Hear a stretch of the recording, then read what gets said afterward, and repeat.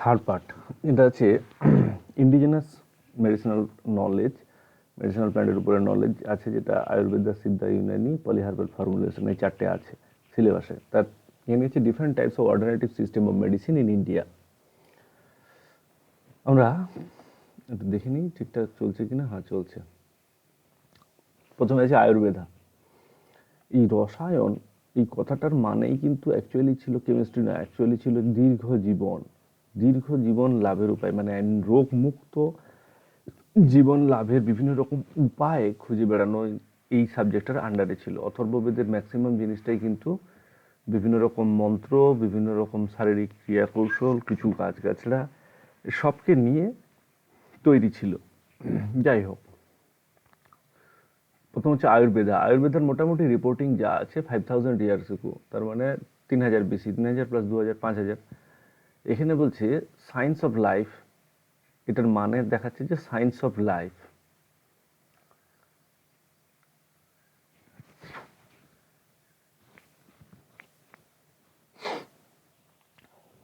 খাদ্য গ্রহণ সময়, খাদ্য গ্রহণের তিথি নির্বাচন, খাদ্য গ্রহণের সময়, খাদ্যের প্রকারভেদ, শরীরের নাড়ির গতি, সেগুলোর উপর ডিপেন্ড করে কার কীরকম নিদান, কে কার কোন অঞ্চলে বসবাস করে, সেখানকার এনভায়রনমেন্ট কেমন, এই এভরিথিং কনসিডার করে আয়ুর্বেদা পিলার আর কি, আয়ুর্বেদা দাঁড়িয়ে আছে এগুলোর উপর কনসিডার করে।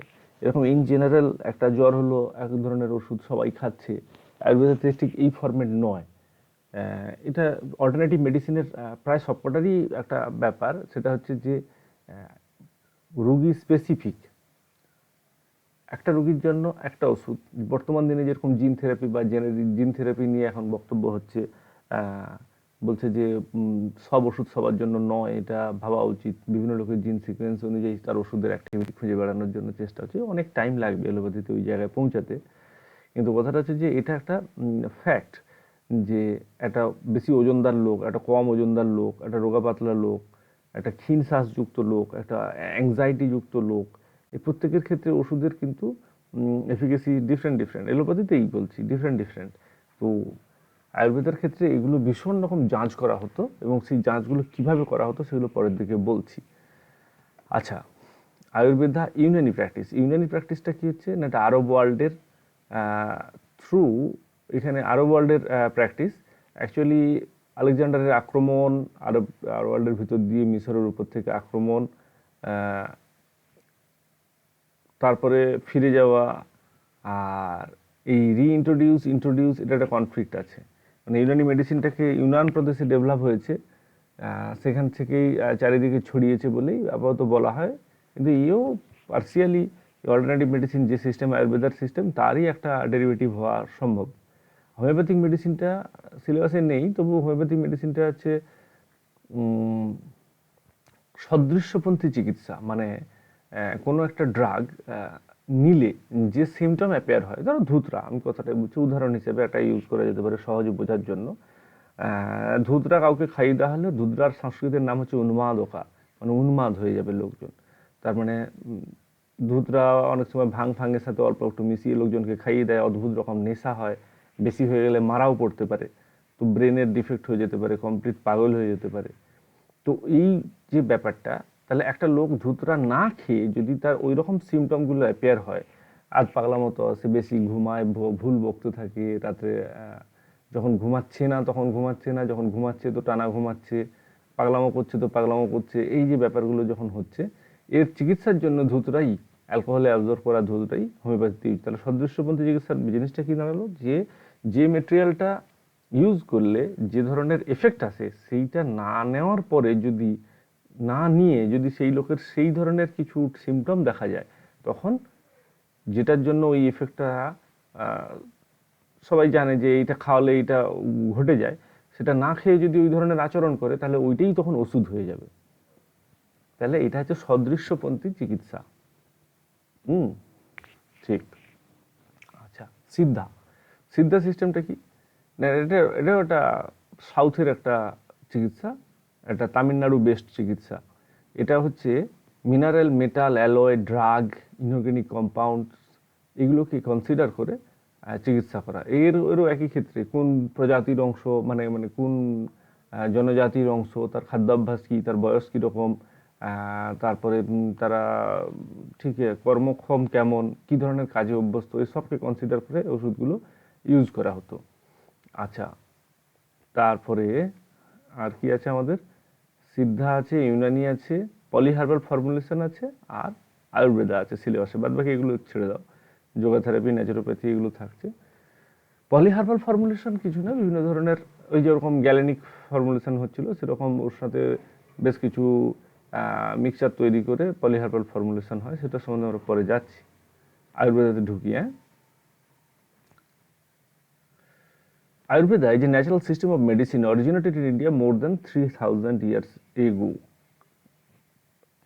More than 3000 মানে 5000 বছর আগে, 3000 BC.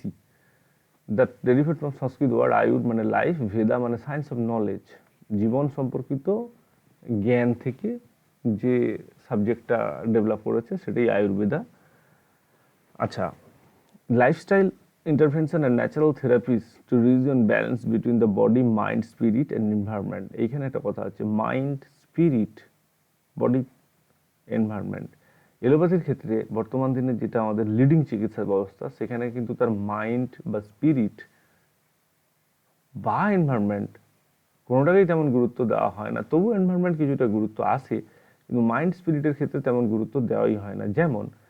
যেমন যদি উদাহরণ হিসেবে বলি যে ভারতবর্ষের কোনো লোক অ্যান্টিবায়োটিকে যতটা রেসপন্স করে, একটা ঠান্ডা দেশের লোক মানে ব্রিটেন বা জার্মানের কোনো ঠান্ডা দেশের, ঠান্ডা এরিয়ার লোক অ্যান্টিবায়োটিকে মানে অ্যামক্সিসিলিন তাদের কাছে, আমাদের কাছে ধরো অ্যাজিথ্রোমাইসিন বা ডক্সাসাইক্লিনের থেকে অনেক বেশি এফেক্টিভ। আমাদের এখানে অ্যামক্সিসিলিন লোকজন খেয়ে খেয়ে খেয়ে খেয়ে যেন একটা প্র্যাকটিস হয়ে গেছে, বা এমনি এখানকার যে ওয়েদার, এখানকার যে টেম্পারেচার, এখানকার যে ব্যাকটেরিয়ার যে উৎপাত, সেক্ষেত্রে অ্যামক্সিসিলিনটা কোনো ব্যাপারই না, জল ভাতের মতো ব্যাপার। আর বাইরের দিকে মানে ওই ঠান্ডা দেশে অ্যামক্সিসিলিনটা বিরাট ব্যাপার, অ্যামক্সিসিলিনেই বড় বড় কঠিন কঠিন ব্যাকটেরিয়া কাজ হয়ে যাবে। কারণ কি হলো, এনভায়রনমেন্ট এখানে একটা বিরাট ফ্যাক্টর। যদিও এলোপ্যাথিতে এগুলো খুব বেশি কনসিডার এখন হচ্ছে না, মানে এখন হচ্ছে, আগে হতো না, একটু একটু করে কনসিডার চলছে এখন। তো মাইন্ড স্পিরিটও সেরকম একটা ব্যাপার।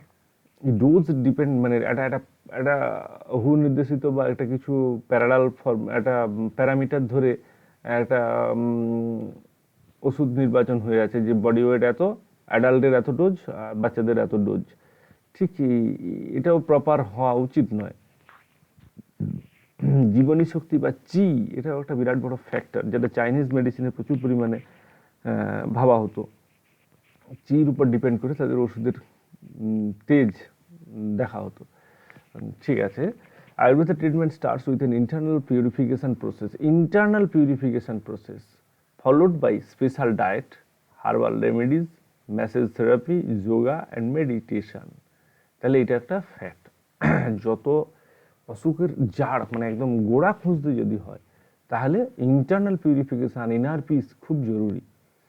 সেটা একটা স্কিন ডিজিজ থেকে একটা ব্রেনের ডিজিজ পর্যন্ত অসুখের উৎপত্তি কোথায়, সেই উৎপত্তিতে হাজির হতে হবে, যেটা আয়ুর্বেদার মেডিসিনের খুব গুরুত্বপূর্ণ ছিল। এবং কথাটা হচ্ছে, তাহলে সেটা বা এতদিনে স্ট্রংলি এস্টাবলিশড নয় কেন, যদি এত ইম্পর্টেন্ট ছিল কেন? কোশ্চেন হচ্ছে এই যে ইন্ডিভিজুয়াল এক একটি লোককে যাঞ্চ করা এবং তাকে ইনার পিসে পাঠানো, তাকে নির্দেশিত পথে রান করানো একটা কঠিন মানে একটা অসম্ভব টাস্কের মধ্যে পড়ে, যার জন্যই এটা খুব বেশি দাঁড়ায়নি। যখন খুব বিপদে পড়ে তখন লোক বাধ্য হয় এই ফরম্যাটে যেতে। স্পেশাল ডায়েট, খাবারের যে বিধিনিষেধ, এটা এমনি সিম্পলি হোমিওপ্যাথি ওষুধ খাওয়ার সময় বলে যে একটু টক খাবেন না, একটু পেঁয়াজ খাবেন না, কাঁচা রসুন খাবেন না, এই সময় কটা দিন থাকবে, তাতেই লোক মানতে চায় না, বাইরে রেস্টুরেন্টে গিয়ে সাঁটিয়ে খেয়ে চলে আসছে। তো কিছু করার নেই, যে মেডিসিনের এত, একটা স্মোকারকে যদি বলা হয় যে না আপনার আজ থেকে একটাও বিড়ি খাওয়া বন্ধ, সে ওষুধটাই ফেল হয়ে যাবে, স্মোকার বিড়ি খাওয়া ছাড়বে না, তাহলে কী হবে? তো সেক্ষেত্রে এই জন্যই এলোপ্যাথিতে এইসব বাধা নিষেধ নেই, ডাইরেক্ট ওষুধ খাও, ডিজিজ কমে যাচ্ছে, সেই জন্যই এতটা পপুলার হয়েছে এই জিনিসগুলোকে এতটা। আর এই বর্তমান দিনে অতটা মেনটেন করাটা চাপ। প্রথম কথা হচ্ছে অসুখ হওয়ার পরে তাকে কমপ্লিটলি একটা সিস্টেমের মধ্যে দিয়ে রান করাতে হবে, এবং তার জন্য কয়েকজনকে ব্যস্ত থাকতে হবে, এবং গাছ খুঁজে আনা, সেটাকে রেডি করা, তাকে টাইম টু টাইম সেটাকে ইউজ করা, তারপরে তাকে সুস্থ করে তোলা। তাহলে একটা লোক অসুস্থ হলে তার পেছনে 4-5টা লোকের পরিশ্রম মানে রেগুলার চাই, এবং তারও মানসিকভাবে সেটার প্রস্তুতি চাই। এসব হলে গিয়ে কঠিন অসুখটা সারবে। যেটা বর্তমান দিনে খুব কঠিন অবস্থাতে গেলে হাসপাতালে ভর্তি হলে লোক সেটা মানে, অন্য আদারওয়াইজ ঘরে থেকে এটা করতে গেলে কিছুই মানে না। তো কীভাবে সম্ভব হবে? যার জন্যই এটার ড্রব্যাক। এটা আয়ুর্বেদিক মেডিসিনের বা আয়ুর্বেদা সিস্টেমের যদি ড্রব্যাক কোশ্চেন আসে, তাহলে এই জায়গাগুলোকে বলতে হবে যে এগুলো খরচ সাপেক্ষ, সময় সাপেক্ষ, লেবার সাপেক্ষ এবং মানসিক প্রস্তুতির দরকার, যেটা এলোপ্যাথি মেডিসিনে এগুলো লাগে না বা কম লাগে। যে কনসেপ্ট অফ দ্য আয়ুর্বেদাতে আমরা যাই, এটা হচ্ছে 5 এলিমেন্ট সিস্টেম বেসিক। পৃথিবী, জল, তেজ মানে হচ্ছে আগুন। তাহলে কি হলো? পৃথিবী, জল, তেজা মানে আগুন, বায়ু মানে বাতাস, আর আকাশ মানে হচ্ছে স্পেস বা ইথার। এইগুলো কনসিডার করা হচ্ছে, এগুলো পঞ্চভূত। সেই পঞ্চভূতে কনসিডার করে খাবার আগে যখন পঞ্চভূতের নিবেদন করা হয়, অ্যাকচুয়ালি এই পঞ্চভূতের কনসেপ্ট হচ্ছে যে সবই, দুনিয়া শুদ্ধ সব কিছুই পঞ্চভূতে তৈরি। এই আগুন, মাটি, বাতাস, সব এইসব, জল, এইসব দিয়েই তো তৈরি। আমাদের তো আমাদের বডি ওয়েটের যা আছে তার 80-90% তো জলই বটে। ড্রাই ওয়েটার কতটুকু? যাই হোক, তো একে কনসিডার করে এদের মানে আয়ুর্বেদিক সিস্টেমের হিউম্যান বডিকে 7টা ভাগে ভাগ করা হচ্ছে, joint together to form known as the. আচ্ছা, এটা এই 5টা পঞ্চভূতে ডিপেন্ড করে হিউম্যান বডিকে 7 ভাগে ভাগ করা হয়, এবং 7 ভাগে ভাগ করার পরে আলাদা আলাদা ভাগ আছে, সেগুলো পরের দিকে যাচ্ছি। যে ত্রিদশা, অসুখের মূল এখানে যেটা, সেটা হচ্ছে যে কফ, পিত্ত এবং বায়ু। কফ, পিত্ত, বায়ু হচ্ছে জরা মানে বয়স হওয়া, মানে হচ্ছে এজিং বা সেনেসেন্স। কোনো একটা সেল থেকে গোটা হোল বডি পর্যন্ত এর সব কিছুর পিছনে শ্লেষা। পিত্ত মানে শ্লেষা মানে হচ্ছে এর ভিতরে জলের যে অবস্থানটা আছে, এটা কিন্তু ভালো করে বর্তমান দিনের ভাবনাতে ভেবে যদি ভাবা যায়, তাহলে হচ্ছে কি কফ মানে হচ্ছে আমরা ইন জেনারেলি শুধু লাংসের কফের কথা ভাবলে হবে না, এখানে শ্লেষার কথা ভাবতে হবে। একটা রস, শরীরের মধ্যে রস তৈরি হয়, গাঁটের রস থেকে শুরু মানে এভরি কাইন্ড অফ ফ্লুইড যেগুলো আছে, এই সবকে ভাবতে হবে। আর পিত্ত কথা হচ্ছে এন্ডোক্রিনোলজি সিস্টেমে ভাবতে হবে। পিত্ত মানে শুধু যে বাইল গ্ল্যান্ড থেকে যেটা বেরোচ্ছে সেটা নয়, পিত্ত মানে হচ্ছে হরমোনাল টোটাল সিস্টেমটার কথা ভাবতে হবে। আর বায়ু মানে হচ্ছে এখানে ক্ষেত্রে বায়ুকে ভাবতে হবে একটা সেল থেকে আরেকটা সেলের গ্যাপ, বা একটা সেলের ভিতরের গ্যাপ। খুব সহজ কথা, বায়ুর প্রকোপ যদি না হয় ক্যান্সার হবে না। কীরকমভাবে? কন্ট্যাক্ট ইনহিবিশন সিস্টেম আছে। কোনো একটি ডিফেক্টিভ সেল সবসময় একটা ইট ভাটিতে যখনই আগুন দেওয়া হচ্ছে, যেমন এ কোয়ালিটির ইট বেরোয়, বি কোয়ালিটির ইট বেরোয়, সি কোয়ালিটির ইট বেরোয়, সেরকম প্রচুর বাঁকা চূড়া ইট যেগুলো প্রথম দিকে হিটের একদম কাছে আছে, তারা প্রচণ্ড হিটটা না পৌঁছালে ওই শেষ মাথার ইট পর্যন্ত হিট যাবে না। তাহলে বেশ কিছু ইট ঝামা ইটেও পরিণত হবে। এবং কতটা হচ্ছে যে ইট ভাটির ভিতরে যদি ঝামা ইটই শুধু বাড়তে থাকে, কি শুধু 1 নম্বরই ইটই বাড়তে থাকে, তাহলে তো ইট ভাটিটাই একদিন ব্লক হয়ে যাবে টোটালটা। তাহলে কি হচ্ছে, এগুলো রিমুভ করতে হয়, বিভিন্ন রকম ক্যাটাগরিকে ভাগ করতে হয় এবং তার পাথওয়ে আছে এবং সেগুলো রিমুভ করতে হয়। তো এক্স্যাক্টলি কন্ট্যাক্ট ইনহিবিশন সিস্টেমটার কীরকম না, কোনো একটা সেল যেটা ডিফেক্টিভ হলো, সেটা কী ধরনের ডিফেক্টিভ হলো ইম্পর্টেন্ট ব্যাপার না। সেটা কোনো প্যারাসাইট থেকে আক্রান্ত হয়ে হতে পারে, কোনো ইন্টারনাল ডিসঅর্ডারের জন্য হতে পারে, হরমোনাল ডিসঅর্ডারের জন্য হতে পারে, কোনো ডিএনএ চেন কেটে গিয়ে প্রবলেমেটিক কোনো প্রোটিন তৈরি করছে তার জন্য হতে পারে। মোটামুটি সেল একটা যে ম্যাল ফাংশন করছে, সেই ম্যাল ফাংশনিং সেলকে পার্শ্ববর্তী সেল যদি খুব শক্তিশালী হয়, ভালো থাকে, তাহলে তারা ওই ম্যাল ফাংশনিং সেলকে স্প্রেড করতে দেবে না। ও ওখানে অ্যারেস্ট হবে এবং কী হবে, ও ওখানেই ডেড হয়ে যাবে। এই ক্যান্সারের ক্ষেত্রে একদম সবচেয়ে বড় কারণ হচ্ছে এই ম্যাল ফাংশনিং সেল তার স্পেস পেয়ে যায়, কন্ট্যাক্ট ইনহিবিশনে পৌঁছানোর আগে নিজে মাল্টিপ্লাই করতে সুযোগ পায়, এবং সেই ডিফেক্টিভ সেল একখানি ডিফেক্টিভ সেল তৈরি হয়ে যায় ফাঁকা জায়গা পায় বলে। তাহলে বায়ুর একটা মোটামুটি একটা আইডিয়া পাওয়া যাচ্ছে বায়ু কীরকম অ্যাক্টিভিটি দেখায়। তো কফ, পিত্ত, বায়ু এই তিনটির প্রকোপ, এই ত্রিদশার প্রকোপের জন্যই সমস্ত ডিজিজের উৎপত্তি, এটা আয়ুর্বেদ মানে। আচ্ছা, তাহলে এই কি হচ্ছে, control the basic psychobiological functions of the body. In addition, তাহলে কি হলো, সাইকোবায়োলজিক্যাল এটা একটা fact. In addition to these three humors, there exist 7 basic tissue: রস, রক্ত, রসা মানে হচ্ছে রস, রস ইন দ্য সেন্স চোখের জল থেকে শুরু করে আর হাঁটুর ভিতরের মালাই চাকির রস, রক্ত, মাংস, মেদ, অস্থি, মজ্জা আর শুক্র। এইখানে শুক্র যেটা, এই শুক্রকে হিসাব করা হচ্ছে যে হরমোনাল, ইন দ্য সেন্স শুধু স্পাম শুক্র এটা হিসেব নেওয়া হচ্ছে না, কিন্তু এটা হচ্ছে হরমোনের বিভিন্ন রকম ব্যালেন্স। মজ্জা, অস্থি এবং অস্থি মজ্জা দুটো জায়গা। মেদ হচ্ছে ফ্যাট, যেটা আমাদের বিভিন্ন জায়গাতে এখন এরও বহু রকম ভাগ আছে, ঠিক কোন পোর্শনে জমছে। এই মাংস, এইগুলো প্রত্যেকটাতে আবারও কিন্তু বিভিন্ন রকম ভাগ আছে, কোন লেয়ারে প্রবলেম। এই যে আমাদের এপিডার্মিসকেই এরা 6টা লেয়ার ভাগ করে রেখেছে।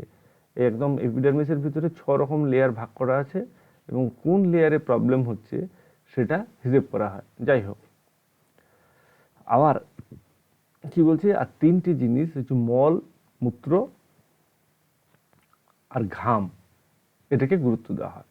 তো এইগুলোর কালার, এগুলোর গন্ধ, এগুলোর পরিমাণ, রোগের সিচুয়েশন বোঝার জন্য ভীষণ রকম ইম্পর্টেন্ট আয়ুর্বেদা সিস্টেমে। তাহলে কি হচ্ছে না, একটা বডি যা ত্রিফলার কাজ কি না, এই ত্রিদোষকে কন্ট্রোল করে। কীরকম, জাস্ট বাফার হিসেবে কাজ করে। হরিতকি, আমলকি, বহেড়া। হরিতকি একটা ক্ষারীয়, বহেড়াও ক্ষারীয়, আমলকি অ্যাসিডিক। এখন কথা হচ্ছে শুধু ক্ষারীয় আর অ্যাসিডিক ভাবলে হবে না, এর ভিতরে বেশ কিছু ফাইটোকেমিক্যালস, অ্যালকালয়েড কুটে কুটে ভরা আছে, যেগুলো ডিজলভ কন্ডিশনে কোনো ইমব্যালেন্স হলে, মারাত্মক ইমব্যালেন্স হলে হয়তো হবে না, কিন্তু অল্প কিছু ইমব্যালেন্সকে সবসময়ের জন্য একটা বাফার কন্ডিশনে নিয়ে এসে বডিকে ত্রিদশার প্রকোপ থেকে মুক্ত রাখার চেষ্টা করে, এবং বডি একটা হেলদি কন্ডিশনে রান করে। তাহলে রেগুলার ত্রিফলা কনজিউম করা একটা বডিকে ব্যালেন্স কন্ডিশনে রাখার জন্য, মানে জাস্ট গাড়ি সার্ভিসিং, মানে ডেইলি সার্ভিসিং করার জায়গা। প্রতিদিন গাড়িটাকে একবার চেকিং করে না, কোথাও প্রবলেম থাকলে সে সলভ করে দেবে, এরকম একটা ব্যাপার আর কি। তো গ্যারেজ থেকে প্রতিদিনই বেরোনোর সময় গ্যারেজে একবার চেক হয়ে বেরোচ্ছে, যদি রেগুলার বেসিসে ত্রিফলা খাওয়া যায়। আচ্ছা, the growth and development of the body component depends on the nutrition provided in the form of food. এখানে একটা কিন্তু বড় বিদ্যা আছে, যে সিদ্ধাতেই আছে, সেটা হচ্ছে মেডিসিন খাবার ছাড়া অন্য কিছু নয়। তো এখানে আয়ুর্বেদাতেও ফুডকে ভীষণ রকম গুরুত্ব দেওয়া হচ্ছে। পথ্য, একে বলা হচ্ছে পথ্য, রোগীর রোগ অনুযায়ী পথ্য নির্বাচন করা এবং তার বিধিনিষেধ রোগ সারানোর জন্য ভীষণ রকম জরুরি। The food is conceptualized to be composed on the basic 5 elements mentioned above. Hence, it is considered to be the basic source of materials to replenish or nourish মানে নার্সিং আর কি, উচ্চারণটা ওরকম প্রবলেম হয়ে যায় আমার, nourish the different component of the body after action of the biofire. অগ্নি ক্ষুধার সাথে related, খিদা যেরকম থাকবে সেই অনুযায়ী 5 এলিমেন্ট সাপ্লাই এলে, মানে খাবার, এই যে কোনো খাবারের মধ্যেই তো যেহেতু আমাদের সমস্ত কিছুই এই পঞ্চভূতে তৈরি, তার পঞ্চভূতকে সারানোর জন্য পঞ্চভূতই বেস্ট, এবং পঞ্চভূতের পরিমাণ কিন্তু অগ্নি মানে ক্ষুধা অনুযায়ী নিতে হবে, দিলে এটা অটোমেটিক সারবে। তাহলে বোঝা গেল জিনিসটা, পথ্য নির্বাচন করা এবং পথ্য কীভাবে রোগ সারাতে পারে তার একটা কনসেপ্ট। এবার হচ্ছে ডায়াগনোসিস সিস্টেম। কনসেপ্ট হতে আয়ুর্বেদে গেল, এবার diagnosis system. Diagnosis is always done by the considering the patient as a whole object to be examined. The physician takes a careful note of the patient's internal physiological characteristics, mental deposition ল্যাঙ্গুয়েজটা use হচ্ছে, কিন্তু মাথার ভিতরে কি ভরা আছে এটাকে যদি বাংলা করে বলা হয় মেন্টাল ডিপোজিশন মানে আমরা সাধারণত জানি কোনো কিছু জমা হওয়া, এক জায়গাতে ড্রপ হওয়া, কিন্তু এইখানে হচ্ছে একটা ডিজিজ বডির ক্ষেত্রে মেন্টাল সিচুয়েশান বা স্পিরিচুয়াল কন্ডিশন, এই ল্যাঙ্গুয়েজটা না ইউজ করে মেন্টাল ডিপোজিশন বলা হচ্ছে। মাথার ভিতর কি ভরা আছে এই মুহূর্তে, সেটা একটা সেন্স। এই মুহূর্তে কোনো একটা ভাইরাল ডিজিজ হলো, সবচেয়ে বেশি মাথার ভিতর কি ভরা থাকবে? আতঙ্ক, মারা পড়বো, এটা একটা কঠিন ব্যাপার। আবার কোনো কঠিন অসুখ, ফিরবি সে তার অজানা, তার মাথার ভিতর কি ভরা আছে? কিছু হয় না এতে, এটা একটা মাথার ভিতর ভরা আছে। এটা একটা সাইকোলজিক্যাল ব্যাপার, যেটাকে কেয়ারফুলি এটাকে ট্যাকল করতে হয়। আচ্ছা, নেক্সট হচ্ছে he also studies the factor like the affected bodily tissue, humors মানে হচ্ছে ওই ত্রিদশার condition, the side of which disease is located, patient resistance and vitality, daily routine, dietary habit, মাংস খায় না মাছ খায়, একাড়ি ঘি খায় না প্রচুর টমেটো খায়, কি খায় অ্যাকচুয়ালি? রুটি খাওয়া অভ্যস্ত লোক নাকি না মোটা মোটা বেসনের পাঁপড় জলে ভিজিয়ে খাওয়া লোক, মানে গুজরাটি লোক যেগুলো সেগুলো, নাকি না ভাত খাওয়া লোক বাঙালি? The gravity of the clinical conditions of the digestion and details of the personal, social, economical and environmental situations of this patient। কোনো একটি অসুখ, খুব সহজ কথা, কোনো একটা স্কিন ডিজিজ বালা লোক, তাকে যদি নির্বাচন করতে হয় যে এটা একটা ঘা, একটা কাউর ঘা বা পুরানো ঘা হয়েছে একটা লোক, দেখতে হবে যে লোকটা কী করে। লোকটা মাস্টার লোক, লোকটা ভয়ঙ্কর ভয়ঙ্কর জায়গায় যাতায়াত করে অভ্যস্ত আছে, ভয়ঙ্কর ভয়ঙ্কর জায়গা মানে রেড লাইট এরিয়াতে জায়গায় জায়গায় অভ্যস্ত আছে, কি লোকটা মেথর লোক, কি লোকটা মেছো লোক, মাছ টাছ ধরে, কি লোকটা নোনা জলে যায়, এইগুলোর উপর ডিপেন্ড করে তার ডিজিজের সোর্স। যখন আমার মাইক্রোস্কোপ দিয়ে যখন তার ইনফেকশনটা আজও কেউ খুঁজে না, যাই হোক, সেটা কী ধরনের ফাঙ্গাস বা কী ধরনের ব্যাকটেরিয়াকে খোঁজার যখন উপায় ছিল না, তখন লোকটা কী কাজ করে, তার সোশ্যাল ইকোনমিক্যাল কন্ডিশন, তার কোন এনভায়রনমেন্টে থাকে, তার ক্ষমতা কতটা, ডিজিজকে বয়ে বেড়াচ্ছে কতদিন ধরে, এগুলো তো অবশ্যই হিসেবে আনতে হবে, তবে গিয়ে হার্বস নির্বাচন হবে, সিস্টেম নির্বাচন হবে। তো এখানে এটা ভীষণ রকম কনসিডার করা হয়। The general examination is known as the 10-fold examination. এই 10-fold এক্সামিনেশন ভীষণ রকম ইম্পর্ট্যান্ট। এই ক্ষেত্রে যেরকম হোমিওপ্যাথির ক্ষেত্রেও যে অভিজ্ঞ ডাক্তারবাবু ড্রাগ নির্বাচন করাটাই শেষ কথা। ড্রাগের দাম ভীষণ কম পয়সা, 10 টাকা দিয়ে অসুখ সেরে যাবে, অনেক কঠিন অসুখ, কিন্তু কোন ড্রাগটা লাগবে এইটা হচ্ছে জানার জন্যই ডাক্তারবাবুর কেরামতি। সেরকমই এখানেও 10-fold এক্সামিনেশন, সেই প্যারামিটারগুলো কী আছে এখানে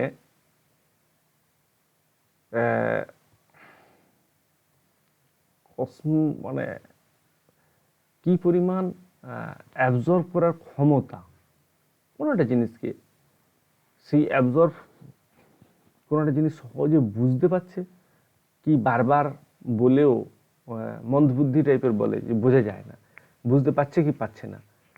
তা এটা একটা বিরাট বড় ফ্যাক্ট।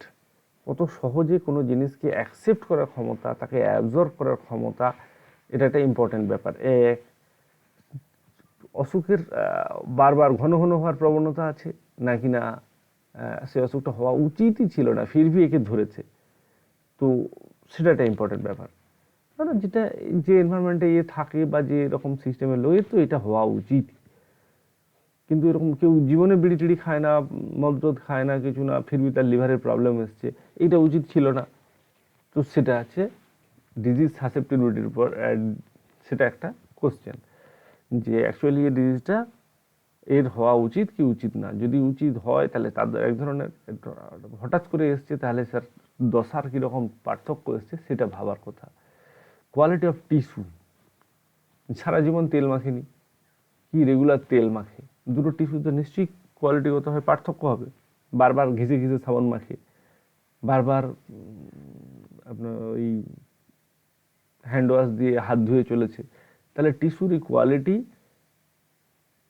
বিভিন্ন ডিজিজের পেনিট্রেশনের রাস্তা তৈরি করে আটকায়। তাহলে এটা ফার্স্ট অর্ডার ডিফেন্সের একটা অংশ। এটা যেগুলো এপিডার্মাল সেলের, সেরকম ভিতরের ছিল একটা ব্রয়লার মুরগিওয়ালা লোক কি একটা হার্ডি লোক, দুটোর ক্ষেত্রে ডিজিজ এর প্রবণতা ডিফারেন্ট ডিফারেন্ট হবে।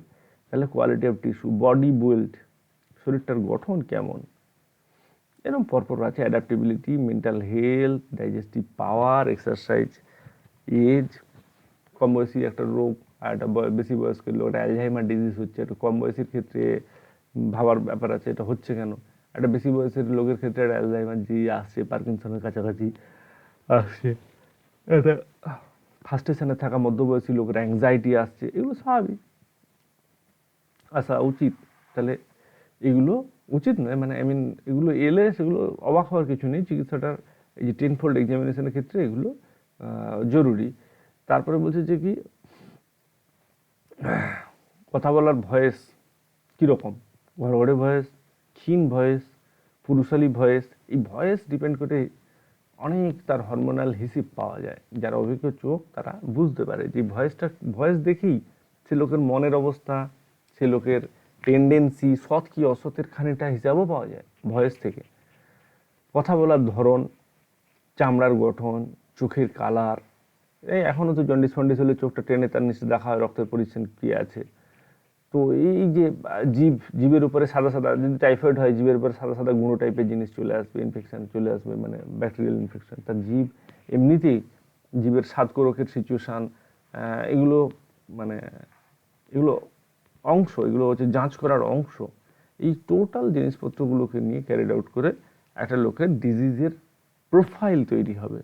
সেই লোকটার প্রোফাইল তৈরি হওয়ার পর সেই ডিজিজটা তার পক্ষে কতটা মারাত্মক বা কতটা কম গুরুত্বপূর্ণ সেটা হিসেব অনুযায়ী ডোজ নির্ধারণ হবে। আচ্ছা, treatment aspect.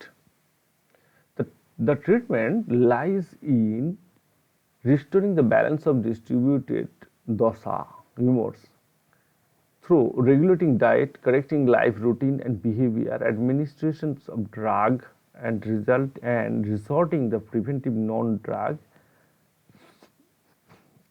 therapies known as the Panchakarma and Rasayana.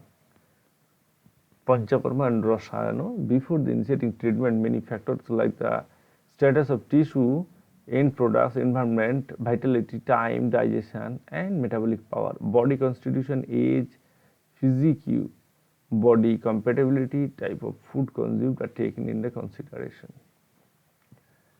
সহজ কথা, কিন্তু কথা হচ্ছে এত কিছু নির্বাচন করে ওষুধ নির্বাচন করাটা মুশকিল। তাহলেও এত কিছু নির্বাচন যদি করা সম্ভব হয় তাহলে সেই লোকের ক্ষেত্রে সারিয়ে চলাও খুব সহজ হওয়া উচিত। পঞ্চকর্মা জিনিসটা কি? Panchakarma is a unique, natural, holistic health giving series of therapeutic treatment that cleanse the body deep tissue of toxins, open the subtle channels, bring life enhancing energy, thereby increasing the vitality, inner peace, confidence and well-being. Panchakarma বিভিন্ন জায়গায় institution আছে, বিভিন্ন রকম তেল বা অন্য কিছু herbs মাখিয়ে সুই আখরোটের উপরে শুইয়ে, লম্বা একটা কাঠের উপরে আখরোটের উপর শুয়ে মাথার উপরে ড্রপ ড্রপ করে জল পড়ছে, কলা পাতায় রাখা আছে, এই ধরনের বিভিন্ন রকম চিকিৎসা আছে। একটা গামলাতে হালকা উষ্ণ গরম জলে একটু সল্ট ফেলে দিয়ে পা ডুবিয়ে রাখা আছে, কি মাড চিকিৎসা হচ্ছে, বিভিন্ন রকম জিনিসপত্র আছে। এই পঞ্চকর্ম দ্বারা কী করছে, একটা লোককে মনকে শান্ত করা যায়। এটা যে বায়ু, শরীরের বায়ু যে উৎকট হয়, মাঝে মাঝে আমরা স্টুডেন্ট লাইফে মাঝে মাঝে বলে থাকি যে কেউ খ্যাচ করলো, কিছু ভুলভাল বক্তব্য থাকলো, অকারণে খেঁচে উঠছে, মাঝে মাঝে বলতে হয় যে কৃমির প্রকোপ, বায়ুর প্রকোপ, এইসব বলে লোকজন। বায়ুর প্রকোপ হচ্ছে, না হলে এরকম করে খ্যাট করে সবসময়ের জন্য আর কি ওটা খিচেমিচে থাকে। এই যে ব্যাপারটা, একটা লোক যদি এমনিতেই মনের দিক থেকে খিচেমিচে থাকে তার দ্বারা ভালোভাবে কাজ করা সম্ভব হবে কী করে? তার সমস্ত জায়গাতেই সেটার একটা এফেক্ট পড়বে। এই ইনার পিস বড় ইম্পর্টেন্ট জিনিস। ভিতরের একটা শান্ত ভাব যদি তৈরি না করে তাহলে সে অবশ্যই তার মধ্যে দানবীয় ক্রিয়া আসবে, তার নিজের কাজ নিজের কন্ট্রোলের বাইরে থাকবে। গান আছে না, শূন্যতে উদাসী, সুখে দুঃখে অবিকার, এই যে ব্যাপারটা, এই গান মানে অ্যাকচুয়ালি এটাও ঠিক, এটা ঈশ্বরকে এইভাবেই বলা হয় যে সুখে দুঃখে যে নির্বিকার থাকতে পারে সেই ঈশ্বর, এবং সে যতটাই নির্বিকার জায়গায় যেতে পারবে, উদাস থাকতে পারবে, সে ততটা ঈশ্বরের কাছাকাছি। যে যত রিয়াক্ট করবে, সঙ্গে সঙ্গে খোঁচে উঠলো, সঙ্গে সঙ্গে রেগে উঠলো, রাগের মাথায় কিছু একটা কাজ করলো, সে ততটাই তার মধ্যে দানব ক্রিয়া উপস্থিত। অসুখেরও সেরকম, সে ততটাই ডিজিজ সাসেপ্টেবল। আর যে যতটা অবিকার সে ততটা ডিজিজের ক্ষেত্রে রেজিস্ট্যান্ট। একদম মেন্টাল সাথে বডির এত লিঙ্ক, ভীষণ রকম লিঙ্ক। যাই হোক, তাহলে পঞ্চকর্মা বোঝা গেল। এবারে হচ্ছে রসায়ন থেরাপি, রিজুভিনেশন। রসায়ন থেরাপিটা একটুখানি দেখা যাক। দ্য রসায়ন therapy is a clinical specially Ayurveda that helps the nourish the whole body by strengthening the rasa dhatu. The sense of the all food we take and which his body assimilates, Rasayan therapy contains various methods of the rejuvenation. By benefits of Rasayan therapy are 1 number, increase strength body tissue. Strength of body tissue, increase digestive power, functional capacity of the brain, strength and immunity of the body, destroy the disease of the body, delay aging process, the develop barriers against the stress and infection. তাহলে ভালো কি হলো, তা কতটা হচ্ছে যে কোনো একটা ইনফেকশন এসছে এবং তার জন্য এলোপ্যাথি ওষুধ, একটা মলম, একটা অ্যান্টিবায়োটিক, একটা কিছু উপস্থিত আছে। এখন কোশ্চেন হচ্ছে রোগটা এসছে কোত্থেকে? রোগটা মার্কেট থেকে, বাইরে থেকে এসছে। রোগটা যতজনের উপরে পড়েছে সবার কি হয়েছে? এরকম কোনো ডিজিজ খুব কম আছে। ইচ অ্যান্ড এভরি ওয়ান তার কন্ট্যাক্টে আসবে এবং সঙ্গে সঙ্গে ডিজিজ আক্রান্ত হয়ে যাবে, এটা খুব কমই হয়। তাহলে কি ব্যাপারটা? ব্যাপারটা হচ্ছে যে প্রচুর লোকই রেজিস্ট্যান্ট। যে সমস্ত লোকের ডিজিজ আক্রান্ত হচ্ছে চিকিৎসা হয় তাদেরই, আর যে সমস্ত লোক আক্রান্ত হওয়ার পরেও ডিজিজ যখন এস্টাবলিশড হয় না, তার মানে ডিজিজ আক্রমণ হলো, মানে প্যাথোজেন আক্রমণ করলো কিন্তু ডিজিজের সিমটম অ্যাপিয়ার হলো না, তার মানে সে এটাকে অটোমেটিক্যালি ওভারকাম করে ফেললো। তো এই জিনিসটা যদি সবাই যদি একটা পদ্ধতিতে রান করে এবং এই জায়গাতে যাওয়ার চেষ্টা করে, তাহলে ডিজিজ অমনিতে আপনি কন্ট্রোল হয়ে যাবে। বডি টিস্যু রসের যদি কন্ট্রোল থাকে, যদি হজম শক্তি ঠিক থাকে, ব্রেন যদি প্রপার কাজ করতে থাকে, তাহলে ইমিউনিটি অমনিতেই বাড়বে। এগুলো একটার সাথে একটার পর কোনো relating, delay of aging process. Actual কথা হচ্ছে স্ট্রেংথ অফ বডি টিস্যু রসা। Strength of body tissue depend করবে কিসের উপরে? না প্রপার হরমোন ক্ষরণ হতে হবে, এই প্রপার এনজাইম ক্ষরণ হতে হবে এবং ডাইজেস্টিভ হতে হবে। প্রপার এনজাইম ক্ষরণ হয়ে যদি প্রপার ডাইজেস্ট হয়, তাহলে অবশ্যই ইমিউনিটি বুস্ট করবে। ইমিউনিটি যদি বুস্ট থাকে, তাহলে সবকে কন্ট্রোল সিস্টেমও ঠিক থাকবে, তার মানে ব্রেন অবশ্যই ভালো কাজ করবে। তারপরে কি হবে? যদি এতগুলো সব ঠিক থাকে, তাহলে তার অমনিতেই রোগকে তাড়িয়ে রাখার ক্ষমতা থাকবে, আর রোগ তাড়িয়ে রাখার ক্ষমতা থাকা মানেই সে লোক কম বুড়ো হবে। বিভিন্ন ধরনের স্ট্রেস, নতুন ধরনের আক্রমণ, এই স্ট্রোক ফ্রোক হেন তেন, এইগুলো থেকে সে লোকও অনেকটা বেরিয়ে আসতে পারবে। তাহলে এটা ভুলে যাওয়ার কোনো ব্যাপার নেই।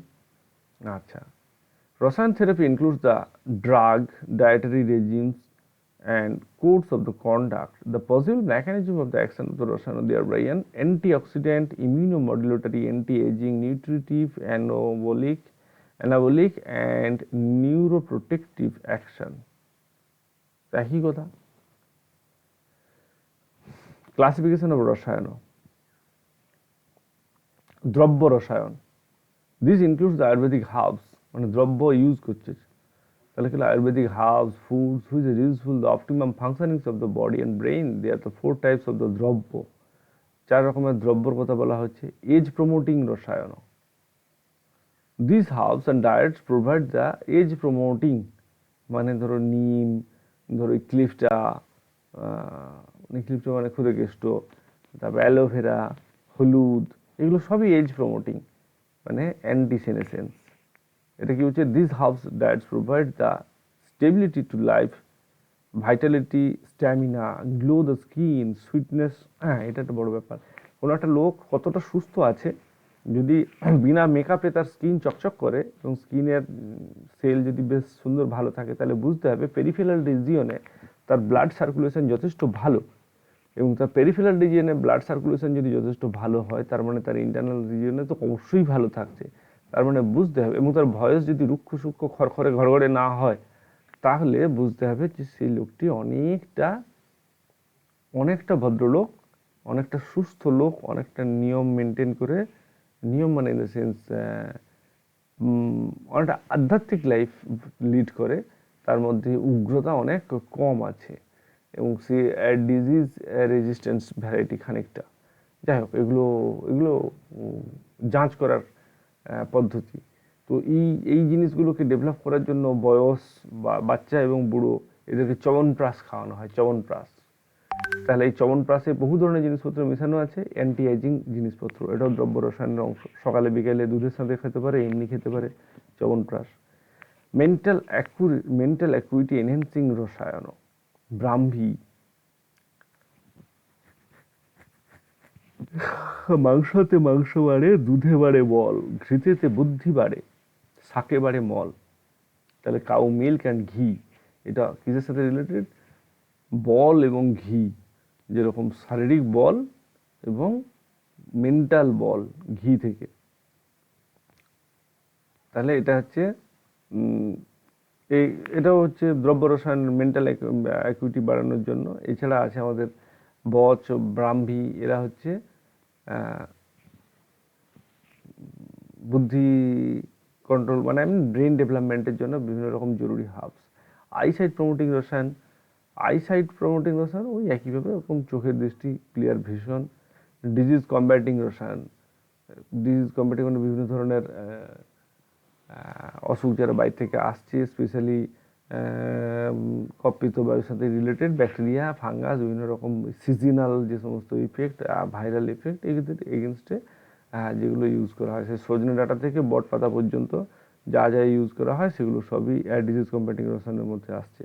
এটা গেল হচ্ছে আমাদের ক্লাসিফিকেশনের ক্ষেত্রে দ্রব্য রসায়ন।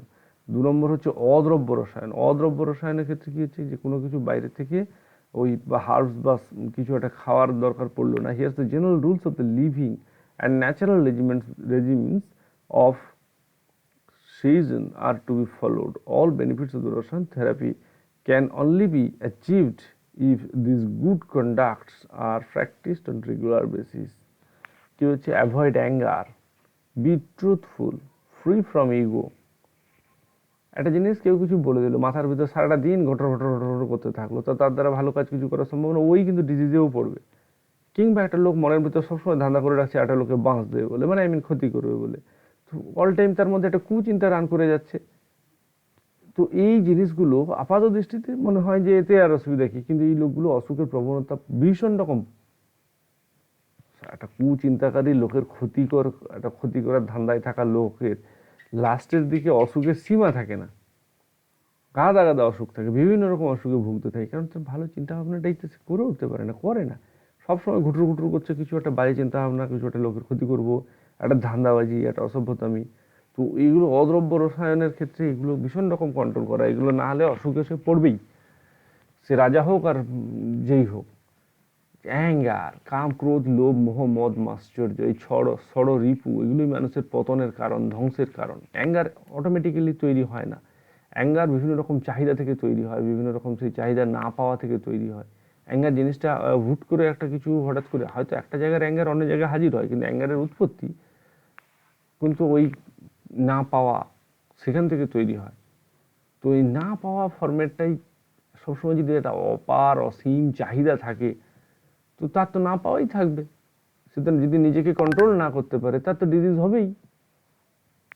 Avoid consumption of alcohol, indigenous, আচ্ছা ছাড়ো, ভায়োলেন্স, অ্যালকোহল, এগুলো সবসময়ের জন্য ক্ষতি। Period of waking sleep should be regular. ঘুম একটা, কেউ 18 ঘন্টা কাজ করে দেশের উপকার করে, কেউ ঘোড়ায় চেপে, নেপোলিয়ান ঘোড়ায় চেপে চেপে ঘুমায়। তো এইগুলো কিন্তু আমাদের উদাহরণ হওয়া উচিত না। কেউ কাজের ফেরে পড়ে বাধ্য হয়ে অফিসে চাকরি করে, তাকে 18 ঘন্টা কাজ করতে হচ্ছে, দিয়ে সে কাজটা উদ্ধার করলো, কিন্তু ওটা তার রেগুলার লাইফ, ডেলি লাইফের উত্তর, তার থেকে ভালো কিছু পাওয়া আশা করা উচিতই নয়।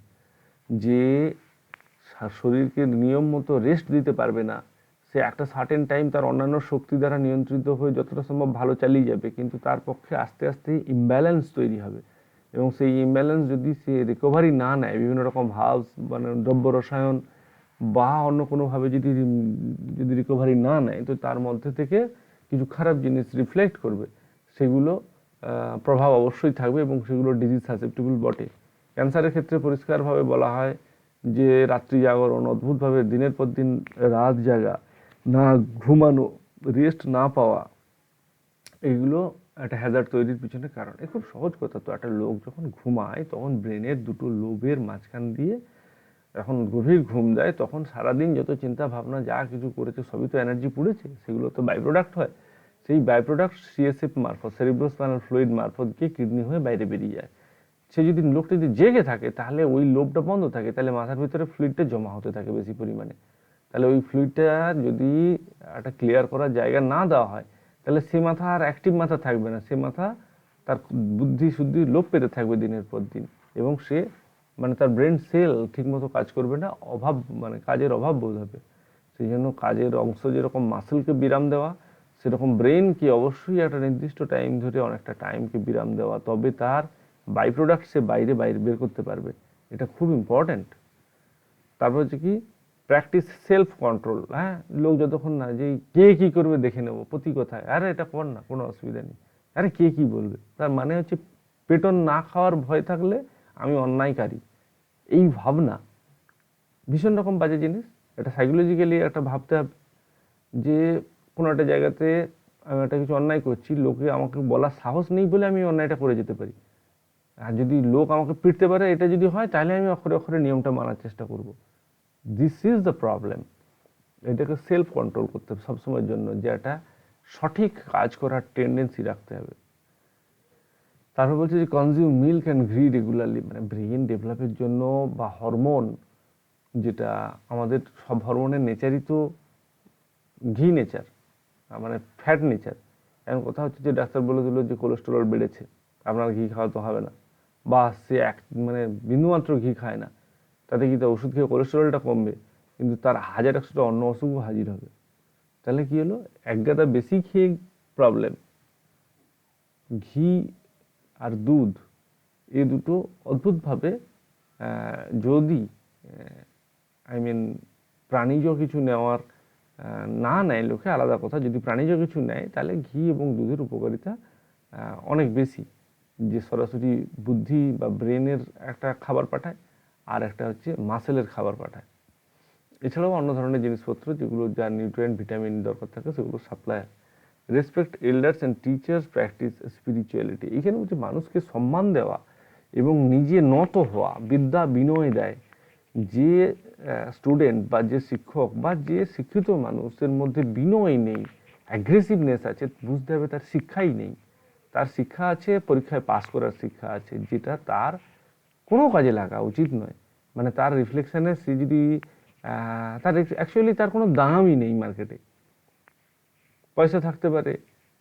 বিনয় একটা বিরাট বড় জিনিস। মানুষ যদি নত হতে না শেখে, তার নিজের ভুল যদি নিজে শুধরাতে না শেখে, তার মানে সে কোনো কিছুই সমাজকে দিতে পারবে না। যে নিতে পারবে না সে দিতে পারবে না, তার অবক্ষয় মানে তার ক্ষয় অবশ্যম্ভাবী। তাহলে সে অটোমেটিক্যালি তার মধ্যে একটা এনার্জি, একটা একটা সবসময়ের জন্য এনার্জি রান করবে, যে এনার্জিটা সবসময় তার একটা কালো এনার্জি বলা যেতে পারে। তার শরীরে একটা ত্রিদশার একটা সবসময় ডিস্টার্ব তৈরি করবে।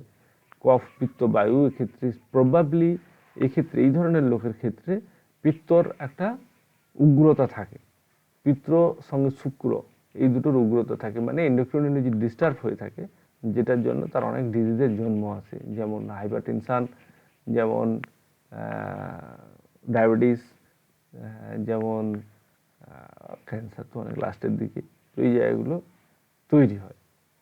আর প্র্যাকটিস স্পিরিচুয়ালিটি, এইটা হচ্ছে একটা ব্যাপার। এটাকে কিভাবে ভেঙে বলি, স্নান করার সময় কমপ্লিট শরীরকে ছেড়ে দিয়ে একটা স্নান করা, আর একটা হচ্ছে হু করে একটা তাড়াতাড়ি করে হাত পা সাবান টাবান ঘষে এদিক সেদিক করে স্নান করা। দুটো স্নান করার মধ্যে দুটো তৃপ্তি ডিফারেন্ট।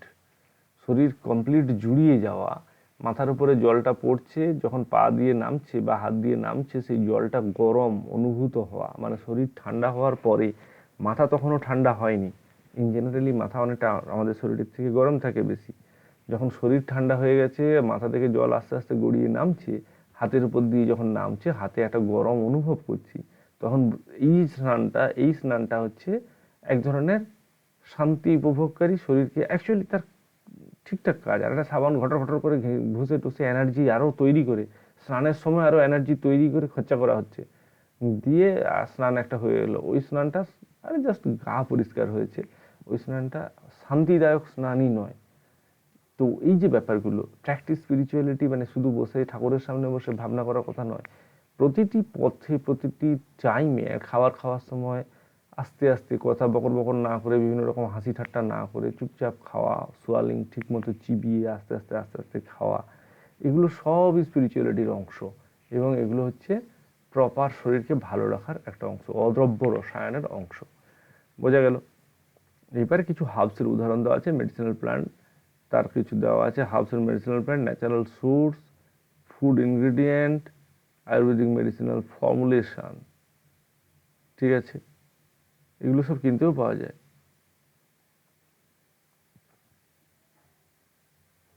পুনর্নবা রসায়ন বানাতে জানি আমি এটা, চবনপ্রাশ, যাই হোক। Dietetics in Ayurveda. Ayurveda lays a great emphasis on the diet regulation. According to the Ayurvedic concept, food has great influence over physical, temperamental, mental development of individual. The food is the basic material for the products of the body and life supporting vital matter known as the rasa. The rasa is converted to body component and supports all types of life activities. এখানে খুব important ব্যাপার, একটা লোক যখন ডিজিজে আক্রান্ত হয় তখন হাসপাতালে সবচেয়ে কম গুরুত্ব দেওয়া হয় যেটা, সেটা হচ্ছে খাবার। ঢেঁড়সের তরকারি, ডিমের ঝোল, ভাত। যে লোকটার পেট খারাপ হয়েছে তার জন্য তাই বরাদ্দ, যে লোকটা হার্টের ডিজিজ হয়েছে তার জন্যও তাই বরাদ্দ। এটি একটি মারাত্মক রকম প্রবলেমেটিক জিনিস। খাবার প্রপার পথ্য নির্বাচন করা এবং সেই পথ্য তাকে রেগুলার সাপ্লাই দেওয়া, বিনা ওষুধে লোক সারতে পারে। কিন্তু আমাদের মেডিসিন সিস্টেম এত বেশি রকম আমরা ভরসা করে বসে আছি যে তাকে মেডিসিনের এফিকেসি নষ্ট করবে এমন খাবার দিয়ে রুগীকে ফেলে রাখা হচ্ছে। মানে যে অসুখটার জন্য যে খাবারটা ভীষণ রকম বিষময়, ফিরবি সেটাই কমন খাবার, সবার জন্য একই খাবার। এইটা একটা মানে আয়ুর্বেদের ডায়েটির মানে পথ্য গ্রহণের একটা বিরাট বড় ভূমিকা আছে, এটাকে অস্বীকার করা উচিত না। ইন জেনারেলি রেগুলারলি আমরা আদায় কাঁচকলায় সম্পর্ক বলি, আদা কাঁচকলা দিয়ে আমি ঝোল বানিয়ে দেখেছি, যথেষ্ট রকমভাবে মানে মাংসের মতো করে খাওয়া যায়, কিন্তু ওটা একটা বীজ তৈরি হয়। আদা এবং কাঁচকলাকে একসাথে রান্না করার নিয়ম নেই, ঠিক মতো কষিয়ে রান্না ফান্না করলে পুরো পাঁঠার ঝোলের মতো তৈরি করা যাবে। কিন্তু কোশ্চেন হচ্ছে তাহলে তাহলে কি হলো, টেস্টের জন্য যদি ঘুরতাম তাহলে তো এটা তো ওই স্লোটা থাকতো না, ওই মানে ওই পথ্যটা থাকতো না। এভাবে জিরা দিয়ে কাঁচকলা দিয়ে খাওয়ার কথা বলা আছে পেট ঠান্ডা করার জন্য, যেটা যেরকম থাকা উচিত। আর মানুষের এই খাবারের বিভিন্ন রকম যে কম্বিনেশান, এইগুলো কিন্তু kind of formulation, Ayurvedic formulation. যেমন শুধু পলি হার্বাল ফর্মুলেশন পরে আমরা পড়বো, সেরকম ফুডেরও বেশ কিছু ফর্মুলেশন আছে, কোনটার সাথে কোনটা খাওয়া। পান্তার সাথে যদি আনারস খাওয়া বলি সেটা তো হবে না। তো এটা এইসব জিনিস একটু মানা উচিত। এগুলো অ্যাকচুয়ালি সিলেবাসে দেওয়া হয়েছে শুধু নাম্বার পাওয়ার জন্য নয়। আমি তোমাদের নোটটা ধরিয়ে দিয়ে বাড়ি ছেড়ে দিতে পারতাম, তুমিও ওখান থেকে দেখে লিখে দিতে পারতে। যতটা সম্ভব আমি আমার জ্ঞানে পাচ্ছি একটু করে এক্সপ্লেন করছি, চেষ্টা করি যাতে তোমরা এই ব্যাপারে একটুখানি এক্সপার্টাইজ বা ইন্টারেস্ট পাওয়ার চেষ্টা করো। ঠিক আছে, আচ্ছা।